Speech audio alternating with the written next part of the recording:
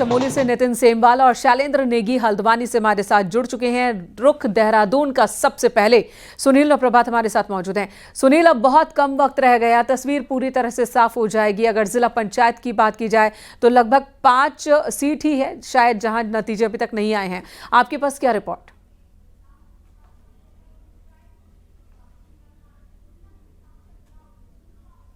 सुनील, आवाज मिल रही है आपको?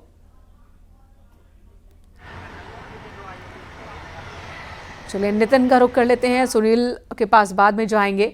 चमोली से नितिन हमारे साथ मौजूद हैं। नितिन, इस बार जो नतीजे अभी तक सामने आए हैं, इस पूरे एरिया में जो बड़ी पार्टी है बीजेपी और कांग्रेस को भी उतना फायदा होता नहीं दिख रहा है। निर्दलियों पर लोगों ने ज्यादा भरोसा जताया है। अब जब नतीजे सामने आ चुके हैं लगभग पूरे, तो पिछले बार के मुकाबले क्या परिपाटी में कोई बदलाव दिख रहा है?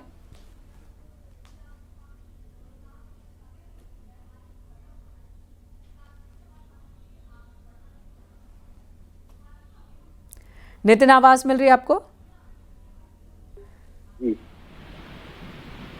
जी नितिन, ये बताएं, पिछले बार जो नतीजे आए थे पंचायत चुनाव के दौरान, क्या इस बार कुछ बदलाव दिख रहा है पैटर्न में? रूप से अगर बात करें तो बदलाव दिख रहा है, क्योंकि युवा चेहरे जीत कर आए हैं, महिलाएं बहुत ज्यादा जीत कर आई हैं। जहां जहां भी महिला प्रत्याशी मैदान में दिखी जिला पंचायत में, वहां जीत कर आई है। चमोली की अगर बात करें तो यहाँ पे लगभग 8 वर्षों के बाद जनपद वासियों को नया जिला पंचायत अध्यक्ष मिलेगा। आखिरकार सवाल यह है कि वो कौन होगा, ये तो बाद में पता चलेगा। लेकिन जिस तरीके से यहाँ पे पूर्व मंत्री और भाजपा में शामिल हुए राजेंद्र सिंह भंडारी की पत्नी रजनी भंडारी 8 वर्षों से लगातार जिला पंचायत अध्यक्ष पद पर रही, तो अब वो चुनाव हार गई हैं रानोवाड से। वहाँ पे बीजेपी के जो समर्पित जो प्रत्याशी, अधिकृत जो प्रत्याशी बताए जा रहे हैं, लक्ष्मण खत्री, उन्होंने वहां पे चुनाव जीता है। तो कहीं ना कहीं अब बहुत ज्यादा परिवर्तन हुआ है। और अगर ठीक है, परिवर्तन यहाँ दिख रहा है। नितिन, लौटेंगे आपके पास। शैलेंद्र नेगी हल्द्वानी से हमारे साथ मौजूद हैं। शैलेंद्र, आपको आवाज मिल रही है तो वहां के बारे में भी बताएं कि वहां पर अब कितने नतीजे रह गए हैं और अभी तक जो रिजल्ट आया है वो क्या कह रहा है? देखिए, कुमाऊं के लगभग 6 जिलों की बात करें तो यहां पर चुनाव नतीजे सभी के आ चुके हैं और भारतीय जनता पार्टी ने जहां प्रत्याशी घोषित किए हैं वहां तकरीबन 50% तक कैंडिडेट जो है जितने उन्होंने डिक्लेयर किए, उसके अगर हम आंकड़ों की बात करें तो 50% कैंडिडेट उसके जीतने में सफल रहे हैं। और कई जगह पार्टी इस बात को रिव्यू भी कर रही है कि आखिर वो क्यों नहीं जीत पाए। भारतीय जनता पार्टी के जो प्रत्याशी थे उनके सामने सबसे बड़ी चुनौती यही थी कि उनके बागी जो है वो उनको चुनौती दे रहे थे, और जहां पर जो मैक्सिमम निर्दलीय या फिर कहें जो बागी बनकर के चुनाव लड़ रहे थे वो भी भारतीय जनता पार्टी बैकग्राउंड से हैं। तो ऐसे में भारतीय जनता पार्टी के नेता कम से कम ये उम्मीद कर रहे हैं कि जो कुमाऊं के 6 जिले हैं वहां पर उसके जिला पंचायत अध्यक्ष तो लगभग बनना तय है। चाहे वो अल्मोड़ा की बात करें, पिथौरागढ़ है, नैनीताल है, चंपावत है, उधम सिंह नगर है, इन सब जिलों में जो है तकरीबन यह माना जा रहा है कि भारतीय जनता पार्टी आसानी से थोड़ा सा कैलकुलेशन के आधार पर जो है अपने जिला पंचायत अध्यक्ष बना ले जाएगी। लेकिन बीजेपी के सामने, जैसा मैंने बताया, कि सबसे बड़ी चुनौती उसके बागी साबित रहे हैं। लेकिन यही बागी अब एक तरीके से भारतीय जनता पार्टी के लिए पूंजी के तौर पर भी काम करेंगे, क्योंकि अगर भारतीय जनता पार्टी को जिला पंचायत अध्यक्ष बनाना है, क्योंकि उसके पास इतने अपने नंबर नहीं है, जो उन्होंने अधिकृत प्रत्याशी थे वो इतने नंबर से जीत के नहीं आए कि वो खुद अपने दम पर जिला पंचायत अध्यक्ष बनाए। लेकिन जो बागी हैं उनका बैकग्राउंड भी भारतीय जनता पार्टी से रहा है, राष्ट्रीय स्वयंसेवक संघ से रहा है। तो ऐसे में निश्चित तौर पर भारतीय जनता पार्टी ये उम्मीद कर रही है कि उसके जिला पंचायत अध्यक्ष बनेंगे। चाहे उधम सिंह नगर की बात करें, नैनीताल की बात करें या फिर सीमांत पिथौरागढ़ की बात करें, तो अच्छे रिजल्ट्स जो है भारतीय जनता पार्टी को ओवरऑल देखने को मिले हैं, अगर ओवरऑल हम कैलकुलेशन करें। लेकिन कांग्रेस के लिए भी नतीजे अच्छे हैं। विशेष तौर पर अल्मोड़ा के चुनावी नतीजे हैं, वहां पर कांग्रेस जो है वो 15-16 के गणित में, यानी 15 से 16 कैंडिडेट जो है जिला पंचायत के टोटल 45 में से उसके जीत करके वहां पर आए हैं। उसी तरीके से नैनीताल में 2 अधिकृत प्रत्याशी, केवल 2 टिकट, यहां पे 8 टिकट अनाउंस किए थे कांग्रेस ने, उसमें से जो है 2 पर कांग्रेस के प्रत्याशी जीत के आए हैं। उसी तरीके का परफॉर्मेंस हमें उधम सिंह नगर वाले जो जिले में है, जो तराई का जिला है, वहां पर भी देखने को मिल रहा है। लेकिन इस सब के बीच में, क्योंकि अब जिला पंचायत का जो पूरा का पूरा चुनाव होता है वो कैलकुलेशंस पर आधारित होता है और इसमें सारी शक्तियां काम करती हैं, सरकार की अपनी शक्तियां काम करती हैं, उसके अलावा कौन कैंडिडेट कितना इसमें प्रबल दावेदार के रूप में है, तो वो सब उस चीज़ों में काम करता है। जैसे हम अगर हम उधम सिंह नगर जिले की बात करें तो वहाँ पर रेणु गंगवार फिर से एक प्रबल दावेदार के रूप में है, लेकिन अभी तक आरक्षण की स्थिति साफ नहीं है। अगर हम हल्द्वानी की बात करें तो यहाँ पर जो जिला पंचायत के उपाध्यक्ष निवर्तमान में है आनंद सिंह धर्मवाल, उनकी पत्नी जो है वो चुनाव जीत करके आ गई हैं, तो दीपा वो भी इस बारे में प्रबल दावेदार। वहीं जो है कांग्रेस से जो लाखन नेगी है उनकी पत्नी पुष्पा नेगी हैं, वो एक प्रबल दावेदार के रूप में सामने आ रहे हैं। इसी तरह से अल्मोड़ा में जो गोविंद सिंह कुंजवाल है उनकी बहू वहां पर एक प्रबल दावेदार के रूप में सामने है। पिथौरागढ़ की स्थितियां भी लगभग इस तरीके की हैं, वहां पर बिशन सिंह चुफाल की बेटी चुनाव जीत करके आई है, तो वो वहां पर प्रबल दावेदार हैं। और इसी तरीके की स्थितियां जो है हमें चंपावत, लेकिन अब आगे के समीकरण को देखना होगा कि जो सदस्य चुनकर आए हैं वो किसका साथ देते हैं। जहां पर क्लियर किसी भी पार्टी से समर्थित सदस्य नहीं चुने गए हैं, वहां पर मेजॉरिटी नहीं है। तब सुनील हमारे साथ जुड़ गए हैं देहरादून से।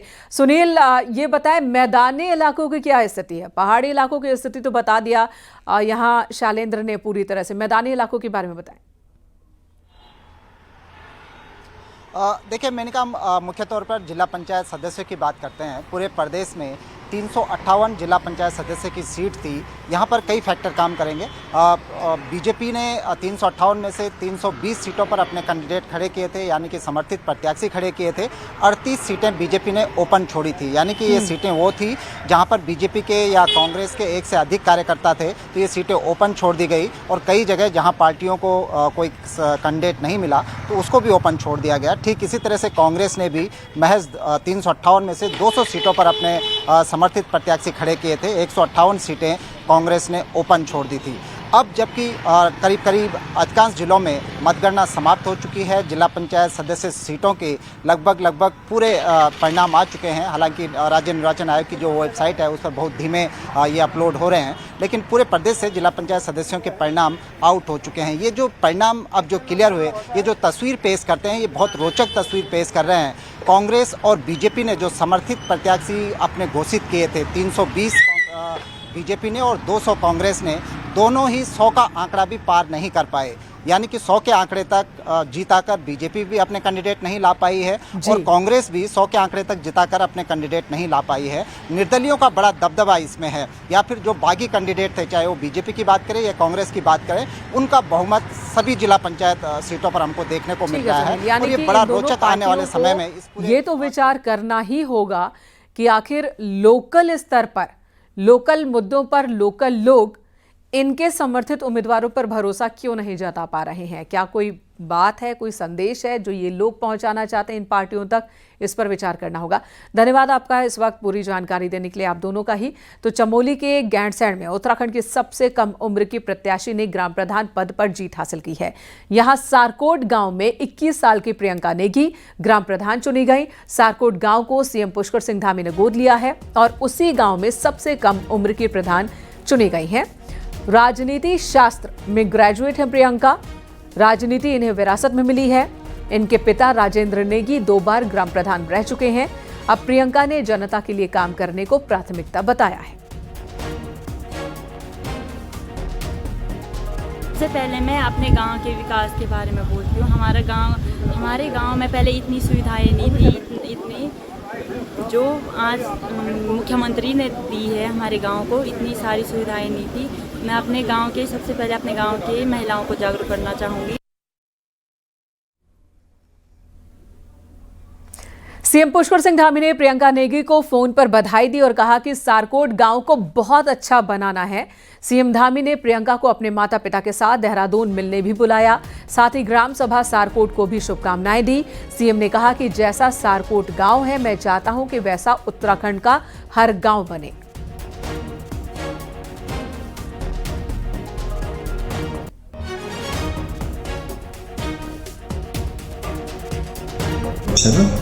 हाँ प्रियंका, बहुत बहुत बधाई, शुभकामनाएं। बहुत अच्छा लगा रिजल्ट देखा अभी कल आपका। जी सर, धन्यवाद सर। चलिए, बहुत अच्छा बनाना है सारकोट को हम लोगों को, है ना? हाँ जी सर। हाँ, बहुत अच्छा बनाना है। और आपने बहुत अच्छा कल स्टेटमेंट भी दिया कि हम लोग गाँव को आगे बढ़ाएंगे, करेंगे, है ना? धन्यवाद सर।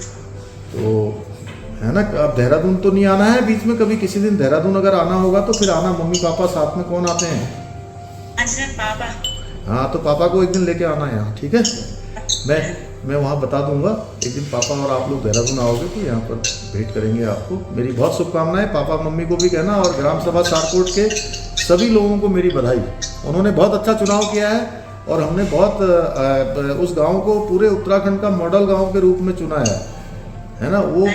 और ऐसा, हाँ, ऐसे जो सारकोट जैसे गांव हैं, मैं चाहता हूं कि उत्तराखंड के सारे गांव बने। तो जिस उम्र में बहुत सारे युवा ये डिसाइड नहीं कर पाते कि किसे वोट दें, उस उम्र में प्रियंका को जिम्मेदारी एक गांव की है, प्रधान के रूप में। पंचायत चुनाव के नतीजे के बाद बीजेपी पार्टी ऑफिस में जबरदस्त जश्न मनाया गया। पार्टी कार्यकर्ताओं ने एक दूसरे को मिठाई खिलाई, ढोल की थाप पर डांस किया। वहीं बीजेपी के संगठन महामंत्री से लेकर विधायक खजानदास, पार्टी कार्यकर्ता डांस करते नजर आए।